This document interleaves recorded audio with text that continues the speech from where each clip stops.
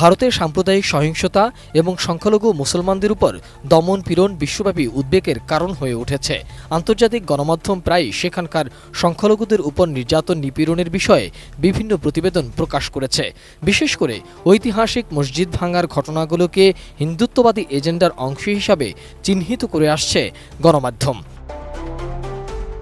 এই উগ্রবাদী কর্মকাণ্ডে সামাজিক ও রাজনৈতিক উদ্দেশ্য, ভারতের ধর্মনিরপেক্ষ কাঠামোর উপর এসবের প্রভাব এবং সংখ্যালঘু মুসলিম নিপীড়নের বিষয়ে বৈশ্বিক প্রতিক্রিয়াও অত্যন্ত গুরুত্বের সঙ্গে দেখে আসছে গণমাধ্যমগুলো।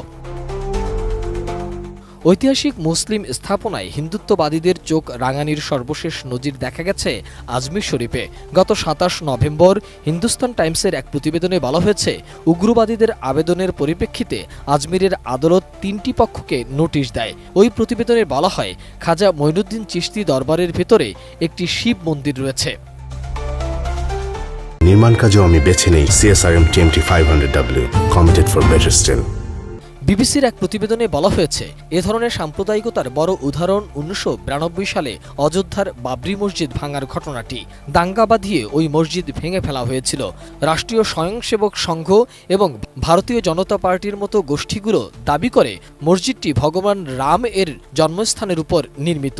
১৯১৯ সালে ভারতের সুপ্রিম কোর্টের রায়ে রাম মন্দির নির্মাণের অনুমতি দেয়া হলেও সমালোচকরা বলছেন, এ ধরনের পদক্ষেপ ইতিহাস পুনর্লিখনের বৈধতা দিচ্ছে এবং সাম্প্রদায়িক সহিংসতাকে উস্কে দিচ্ছে।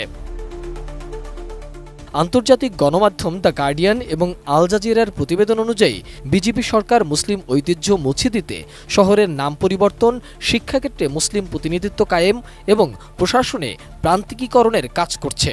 ভারতে মসজিদগুলোর উপর এমন আক্রমণকে ইসলামী পরিচিতির উপর আঘাত হিসাবে বিবেচনা করা হয় বাংলাদেশ, পাকিস্তানের মতো মুসলিম সংখ্যাগরিষ্ঠ দেশগুলোতে। এ ধরনের ঘটনাগুলো আশপাশের দেশে হিন্দু সংখ্যালঘুদের বিরুদ্ধে প্রতিশোধমূলক সহিংসতার সূত্রপাত ঘটায়। কূটনৈতিক সম্পর্ক এই কারণে উত্তেজনাপূর্ণ হয়ে উঠেছে। এদিকে ভারতের আগ্রায় সম্রাট শাহজাহানের গড়া অমূল্য নিদর্শন তাজমহলকে বোমা মেরে উড়িয়ে দেওয়ার হুমকি দেওয়া হয়েছে বলে জানিয়েছে পুলিশ। মঙ্গলবার আগ্রায় উত্তরপ্রদেশ রাজ্য পর্যটনের আঞ্চলিক অফিসের ইমেইলে এই হুমকি আসার পর তাজমহলের ভিতরে ব্যাপক তল্লাশি চালিয়েছে পুলিশ ও অন্যান্য নিরাপত্তারক্ষীরা।